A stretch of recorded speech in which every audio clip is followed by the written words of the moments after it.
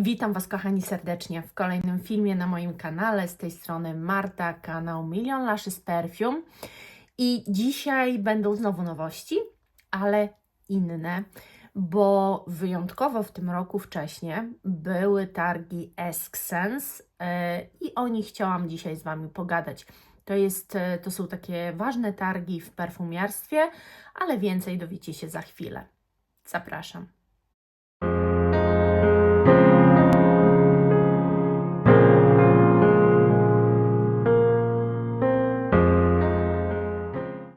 Chciałoby się powiedzieć, że perfumiarstwo jest pewną sztuką.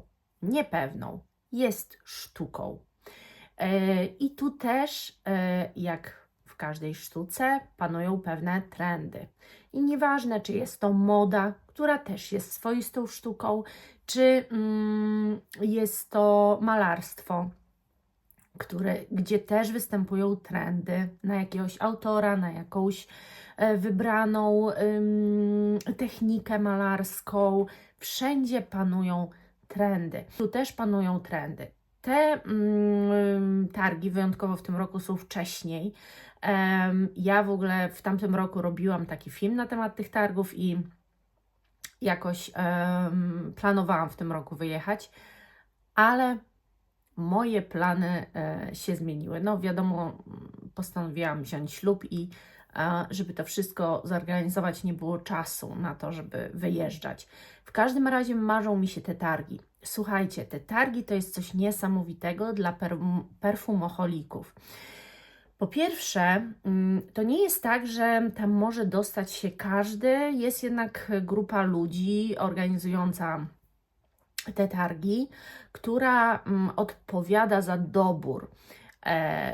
Naprawdę jest to taka śmietanka marek perfumowych, które tworzą coś ponadto, które wymyślają i jakby wychodzą poza schemat pewien. Tam też są trendy. W tych markach też są trendy. Oni też chcą sprzedawać, żeby istnieć, muszą sprzedawać. I ja Wam troszeczkę o tych trendach dzisiaj właśnie powiem, ale też powiem Wam mniej więcej o wystawcach. Otóż marki, które się wystawiły na tych targach, to jest około, słuchajcie, 380 marek. Ogrom. Ja może usiądę sobie tak, będę Wam pokazywała, ilustrowała te targi. Nie chciałabym Wam wymienić wszystkich marek, bo kogo by to interesowało, ale przeglądałam sobie te marki, a że one są wypisane w porządku alfabetycznym, to fajnie mi się to przeglądało i chciałabym Wam tylko powiedzieć o markach, które ja znam. Wy być może znacie więcej marek niż ja, albo nie znacie tych, o których ja Wam powiem, ale chciałabym Wam tu kilka marek dosłownie przytoczyć. Acca Kappa, wiadomo, poznałam totalnie przypadkowo. Tilia Cordata zapach, na pewno inny kwiatowiec, trawiasty, dla mnie trochę właśnie jak takie, słuchajcie, chwasty, no mocno trawiasty zapach, ale na pewno jest to coś innego. Dalej zapach marka Alexander J. I to jest marka, z którą nie miałam nigdy do czynienia, ale o której myślę nieustannie i chciałabym coś mieć, więc ja ją kojarzę, nie wiem czy Wy kojarzycie. Zdziwiło mnie może troszeczkę, że nie ma tutaj Atelier des Ors, no ale nie ma w każdym razie. Marka Birkholz. Wiecie, że ja mam zapach wyciągnięty zresztą na ten miesiąc. Ja mam Mornings in Milano i uważam, że jest przepięknie skomponowany. Marka jest warta na pewno poznania i nie jest kosmicznie droga moim zdaniem. Boho Boko, słuchajcie, i z tego, co tak mniej więcej przynajmniej przyjrzałam te marki, to jest jedyna polska marka, która na tych targach się znalazła i tak naprawdę, a to może powiem Wam w dalszej części filmu. Marka Bon Perfumer, nic nie mam, ale znam dzięki Agnieszce z Green Tea. Born to Stand. To jest marka, której zapach już miałam w koszyku, chciałam kupić, ale ponieważ kupiłam co innego, a teraz sobie powiedziałam totalny pas na perfumy, no to nie wylądowała u mnie. Jest to marka, która pojawiała się w nowościach perfumowych w tamtym roku u mnie chociażby, więc ja ją kojarzę jak najbardziej. Marka Sheridan, to jak wiecie mam Lovers in Pink, kocham. Uważam, że no jakościowo mają świetne. Miałam 2 próbki i może zapachy tak mnie aż nie oszołomiły, tamte inne, ale jakościowo składniki, które się w niej czuje i przede wszystkim trwałość i to jak to jest skomponowane, cudo. Marka Electimus. Mam z Electimusa zapach. Jeszcze go dobrze tak globalnie nie przetestowałam, ale mam. Ella Kay. No muszę wspomnieć, bo to się pojawiało w nowościach u mnie o tej marce, ale też na grupach bardzo dużo się rozbiórek robi Ella Kay, więc to jest chyba marka, którą naprawdę warto poznać i jakiś zapach z niej mieć. Wyobraźcie sobie, że Essential Parfum, czyli zapach, który ja mam, Bois Imperiale, ale tam jest dużo więcej zapachów. Bois jest teraz taki najbardziej znana, to jest też dosyć nowy wypust. Jest też, słuchajcie, była marka, wystawiała się Etat Libre d'Orange, Eldo, tak zwane, skracane przez nas. Marka, z której ja nic nie mam, ale testowałam i chyba Agnieszka też mi coś tutaj dała, jeszcze nie wiem, bo jeszcze nic nie testowałam, nie miałam kiedy, ale się zaraz za to zabiorę. Franck Boclet. Słuchajcie, no moja ukochana marka, 4 zapachy mam z tej marki, więc myślę, że coś już mogę o niej powiedzieć. Fugazzi testowałam, piękne zapachy, bardzo noszalne, mniej niszowe. Giardini di Toscana, to jest, mam Bianco Latte i chyba najbardziej znany zapach, ale oni mają dużo więcej. Gritti, mam Tutu Extra z tej marki, więc też no, zaznaczyłam, że jest, bo znam. Casual Parfum Paris.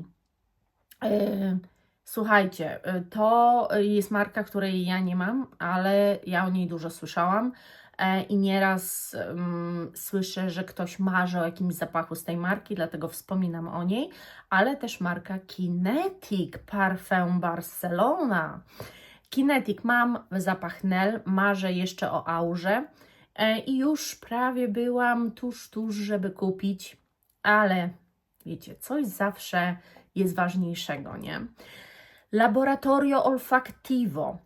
Słuchajcie, Laboratorio Olfactivo, nie mam nic z tej marki, ale bardzo dobrze ją kojarzę. I to jest dla mnie marka, z którą jestem, że tak powiem, osłuchana, przynajmniej. Mażuri. Mażuri, jak wiecie, wanila, nie pamiętam już dokładnie nazwę tego zapachu, ale najnowszy zapach Mażuri, który wypuściło.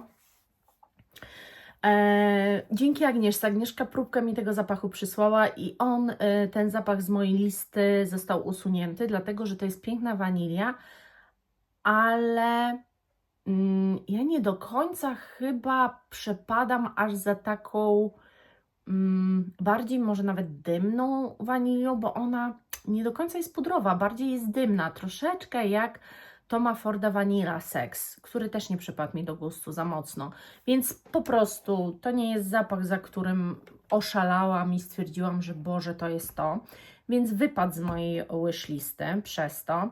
Marka Musicology, no tę markę poznałam dzięki Jeremy Fragrance, przygotowywania filmu na temat jego topki damskich zapachów. Marka New Notes, niedawno Wam mówiłam o ich nowym wypuście i też kojarzę tę markę. Nicolai Parfumé Creator, to jest marka, z której mam na wishliście Pawlowa zapach, ale myślę, żeby spróbować jednak czegoś innego, mimo że Pawlową testowałam, ale po prostu, żeby kupić próbki i przetestować co innego.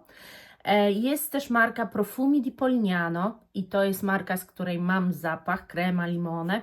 Kocham, uwielbiam, przepiękne. No i co? I tak naprawdę zostało The Different Company, którą kojarzę, chociaż nic z nich nie mam, ale tak, jak najbardziej marka jest bardzo znana, uważam. Thomas Kosmala i Tiziana Terenzi. Tomasz Kosmala też kojarzę dzięki Agnieszce Green Tea, a Tiziana Terenzi mam Kirkę.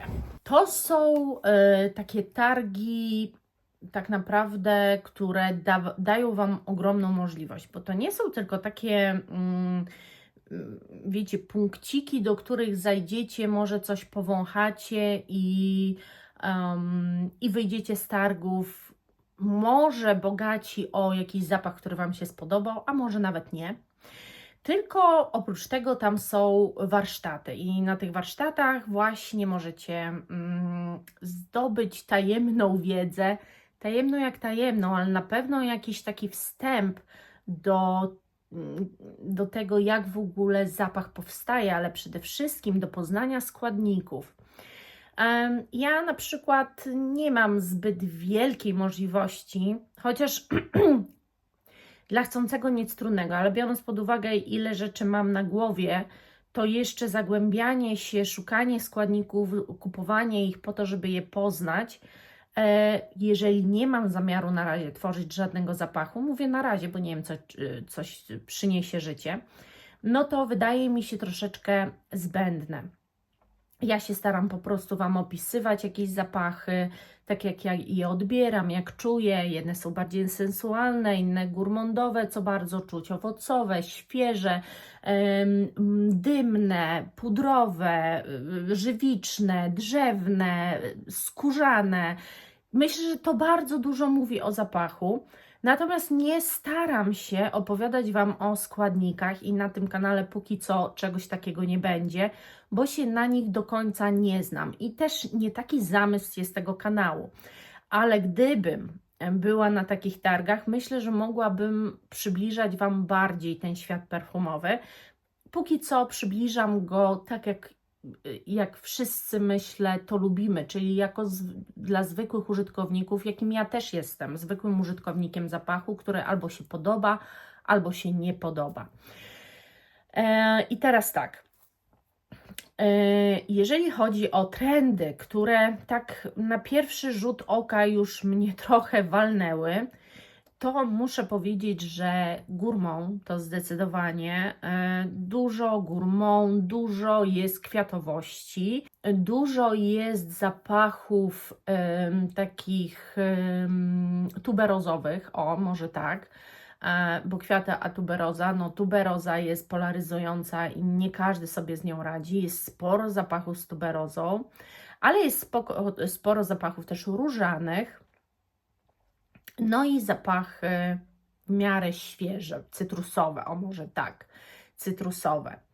I teraz ja czytając to, no to ja już od kilku lat widzę pewien trend, który się przetacza przez rynek perfumowy i widzę, że gourmandy kompletnie ten rynek zawłaszczają.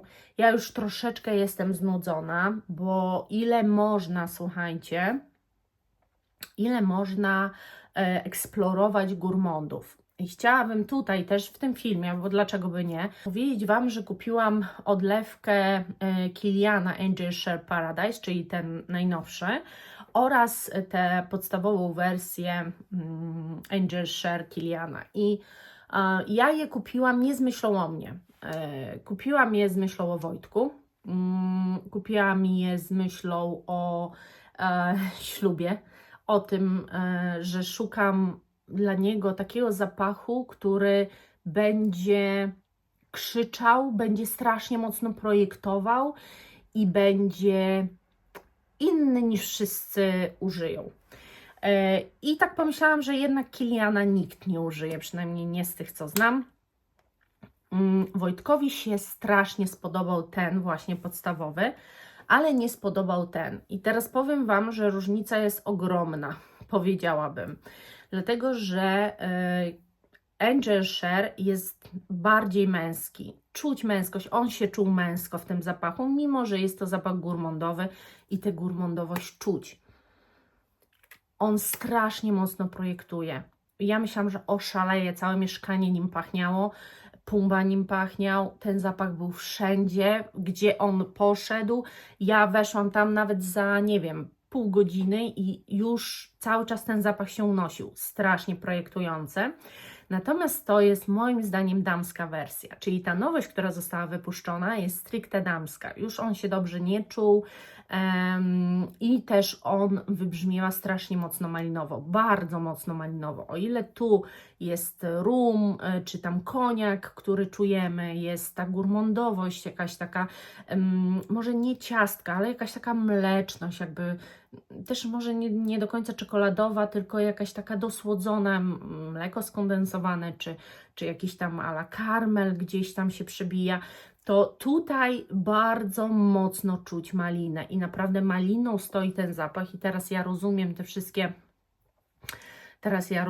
te wszystkie, słuchajcie, zdjęcia marketingowe, bo faktycznie i on jest bardzo kobiecy, ale on nie jest indywidualny dla mnie, bo to jest taka mieszanka różnych zapachów, jak troszeczkę Angel Novas połączona z La Vie Belle, L'Elixir. No, to nie jest coś, czego nie czuję. Generalnie tę likierowość czuć delikatnie, nie mogę powiedzieć, że nie. I on jest jakościowo petardą. Jak się ułoży na skórze, to jest kosmos. Natomiast nie wiem, czy chciałabym za niego dać tyle pieniędzy. Póki co nie, ale nie mówię, że w ogóle nie. Natomiast tu też się zastanawiam, bo Wojtek się w nim zakochał i naprawdę on jest gurmondowy, ale jest męski, co jest dziwne, bo stawiałam, że jednak będzie bardziej, chociaż Baby Cat jest gurmondowa, ale też ma te nuty męskie. Natomiast tu nie ma takiej stricte nut męskich jak w Baby Cat, ale jest ta gurmondowość podana w taki sposób, że facet czuje się facetem, co jest, uważam, genialne. Więc jeżeli chodzi o nowość kontra stary typ zapachu, to uważam, że one dzielą po prostu. Tamten jest bardziej męski i super na facetach wybrzmiewa podstawowy, a ta najnowsza moim zdaniem coś bardziej dla mnie. Jeżeli ktoś nie lubi gurmondów, no to ten rynek jest dla niego nie ubogi, bo generalnie ten rynek nie jest ubogi, ale na pewno większy wybór mają ci, którzy gurmondy kochają, bo ewidentnie te trendy wskazują na to, że i zresztą ja to widzę na grupach, że jak jest wyrzucany jakiś gurmond, to po niego każdy pędzi, a jak jest wyrzucany jakiś kwiatowiec, no to tu już te zapachy bardziej polaryzują, jest bardziej, ale jakie to kwiaty, a jak tuberoza, to dla mnie nie, bo mnie głowa boli, a może to są takie ostre kwiaty właśnie, na przykład jak Wakakapa, Tilia cordata, a nie taki zielony bardzo, a może ja też nie lubię słodyczy, jak już kwiatowy to nie słodki, a inny powie jak kwiatowy to żeby był chociaż słodki, taki owocową słodkością, wiecie. Kwiatowe się spotkają z już taką polaryzacją, różane już w ogóle, ale jak ktoś lubi gurmą, to zawsze jakiś zapach dla nich wyjdzie, który mi się spodoba. Mniej testów też mam takie wrażenie, nie wiem, to jest moje subiektywne zdanie, ale na przykład jak wychodzą jakieś zapachy gurmondowe, to ja nie czuję, nie mam aż takiej potrzeby ich testowania. Uważam, że mogę kupić w ciemno, jeżeli jakąś markę na przykład lubię, ale jeżeli wychodzi jakiś zapach kwiatowy, boję się. Boję się, że mi właśnie się nie spodoba, że będzie jak z tą Tilią cordatą, że będzie może jakiś irysowy zapach, jak na przykład z Infusion Iris od Prady, który muszę z czymś łączyć, bo po prostu jest na mnie brzydki. Już się boję. Kwiaty różnie mogą na kimś też brzmieć, natomiast Gourmand rzadko się zdarza, że jego zapach brzydnie w zależności od skóry. Może inaczej wybrzmiewać, ktoś może go inaczej odbierać i wyczuwać inne nuty, ale raczej on aż tak z pH nie mają aż takiego związku, jak mają moim zdaniem kwiaty. Ja to oczywiście mówię z własnego doświadczenia i z tego, jak ja testuję, jak ogrom zapachów testuję i jak potrafię różnie odebrać względem innych ludzi. Jest tu turbo dużo marek, których ja kompletnie nie znam, natomiast powiedziałam Wam, że na tych targach wzięło udział Boho Boco. I Boho Boco wyszło ze swoim zapachem Polish Potatoes właśnie na te targi, bo generalnie już Wam też mówię, że te targi to nie jest tak, że ktoś musi tam przyjechać z nowym zapachem jeszcze, który nie jest w sprzedaży. Nie. Po prostu z jakąś kreacją, która jest inna, która jest ciekawa, ale która już się sprzedaje na przykład. No nie może ona się sprzedawać 5 lat. Wiadomo, że to musi być najnowszy wypust marki, ale mógł już trafić do sprzedaży, żeby na tych mimo wszystko targach się znaleźć. Niektóre, na przykład jest taka linia Aforizmes i to jest linia zbudowana przez Dominika Ropion.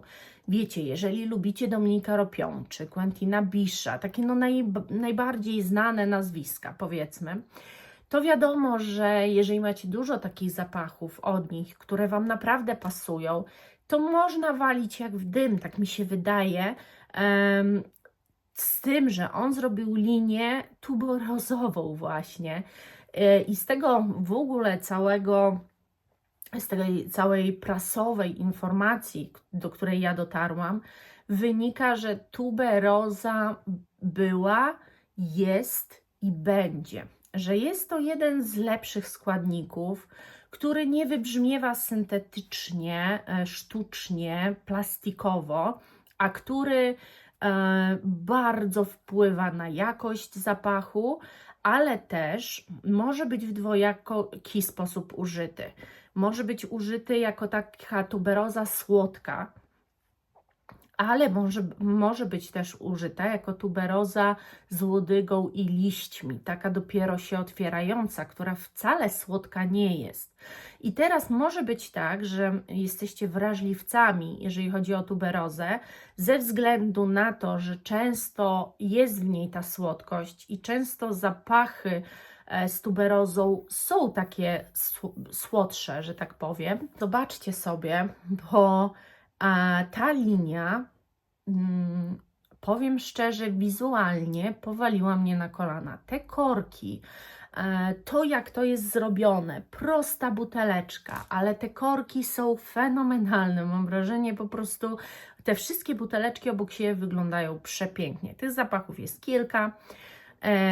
Ponoć najpiękniejszy jest My Clementine, no ale każdy powinien to sobie sprawdzić. Dlatego teraz tak ogólnie z Wami gadam o naszych jakichś takich preferencjach i odbiorach. Bardzo wiele zapachów, które mają jakąś konotację z różą i były wystawione na tych targach, to była róża z Grasse. To jest właśnie też ta sama róża, która jest z Atelier des Ors, bo przypominam, że marka Atelier des Ors pochodzi właśnie z Grasse i też róża, która w ich zapachach występuje, jest stamtąd. To jest specyficzna róża, mam wrażenie, że jedna z piękniejszych, jaką właśnie ja czułam, w której się zresztą zakochałam. Nie chciałam Wam dzisiaj dawać czytać Wam jakichś takich tekstów, mówić, że jest marka J-Scent, że japońska, że jest marka Fats Essential, że jest Dusita. Nie chciałam Wam tutaj walić tymi nazwami. Powiedziałam na samym początku o markach, które ja gdzieś tam kojarzę, dlatego, że byłoby to dla Was nudne. To wszystko, jeżeli się interesujecie, możecie przeczytać. Mnie interesuje sama formuła tych targów i tego, że to jest moment, kiedy ja mogę z Wami pogadać o perfumach, o zapachach, o tym, co Wam się na przykład podoba, bo jak ja przygotowując się do tego filmu, stanęłam sobie przed swoją szafką i zaczęłam myśleć o tych zapachach, to doszłam do wniosku, że mam ogrom gourmandów, że tak naprawdę mam bardzo dużo zapachów takich jedzeniowych, karmelowych, czekoladowych, waniliowych, podanych na gourmand. Mam tego. Natomiast biorąc pod uwagę procent, nadal uważam, że się mieszczę jeszcze w takim zdroworozsądkowym procencie tych gourmandów. Wiem, że niejednokrotnie niektórzy mają połowę kolekcji gourmandową. Ja przestaję już trochę widzieć sens w kupowaniu tych gourmandów, dlatego że wszystko, co mam, zaspokaja jakąś tam moją potrzebę. Niestety sporo zapachów gourmandowych, nie używam ich latem czy wiosną, bo nie czuję się na miejscu z tymi zapachami. Coś mi, wiecie, nie gra, a musi grać zawsze wszystko, żeby zapach mnie niósł przez cały dzień. Jeżeli chodzi o kwiatowość, no ja lubię specyficzną kwiatowość, piękną po prostu. Nie lubię udziwnień w kwiatach. One mnie troszeczkę odstraszają. Nie lubię też aldehydów, które często z kwiatami właśnie są parowane. Nie lubię tego. Lubię zapachy słodkie. Ale zapachy słodkie, właśnie kwiatowe, słodkie owocowe, lubię, dobrze się w nich czuję. To są zapachy, które mnie fantastycznie ubierają. Dla mnie to są takie podtrzymywacze humoru. Gourmand inaczej trochę na mnie działa. To jest... Nie wszystkie zapachy gourmand działają na mnie jako pocieszacze, czy jako takie zapachy podtrzymujące mi humor. Nie wszystkie takie są. Natomiast te właśnie owocowe, takie wesołe zapachy jak najbardziej. Czy tu jest dużo o owocowych zapachach? Jest coś. Jest taka mieszanka na przykład cytrusów z jagodami, wypusty. Ja pokazuję Wam jakby wszystkie materiały, które udało mi się znaleźć, prasowe, marketingowe i tak dalej, zdjęcia, ale nie będę Wam opowiadała o każdym zapachu z osobna, dlatego że to jest bardzo subiektywne odczucie i trzeba by było to jednak przetestować. Myślę, że zdjęcia w większości coś tam Wam o zapachu mówią, z czym zapach jest związany, ale wiecie, to jest bardziej tak, żeby może zainteresować się jakąś marką, może jakiejś nie znacie, chcielibyście ją poznać. Thomas Kosmala też się wystawił. To jest marka francuska, którą też może warto poznać. Także tak, ja nie chciałabym się tutaj jakoś mega rozwodzić. Chciałabym ten film potraktować jako taką dyskusję na temat perfum, na temat trendów, które tutaj występują i tego, co nowego powstaje. Bardzo często na tych targach była mowa o składniku tuberoza i o składniku, słuchajcie, tonka. No bo tonka jest składnikiem, który bardzo często też do gourmandów właśnie jest dodawany, podbija, że tak powiem, jeszcze bardziej. Jest taki zapach, słuchajcie, tonka latte, w ogóle Dustia marka to wydała i to jest zapach skóry dziecka, tak naprawdę. Nie wiem, czy mieliście do czynienia, ale skóra dziecka, które właśnie pije te mleko jeszcze matki, tak pięknie mlekiem pachnie. I to jest dokładnie prawdopodobnie odwzorowany ten zapach. Jeżeli ktoś lubi, marzy o czymś takim, bo uwielbia ten zapach, a może by dziecko mu wyrosło, drugiego już nie chce, ale wróciłby do tego zapachu, bo uwielbiał to może to jest jakiś pomysł.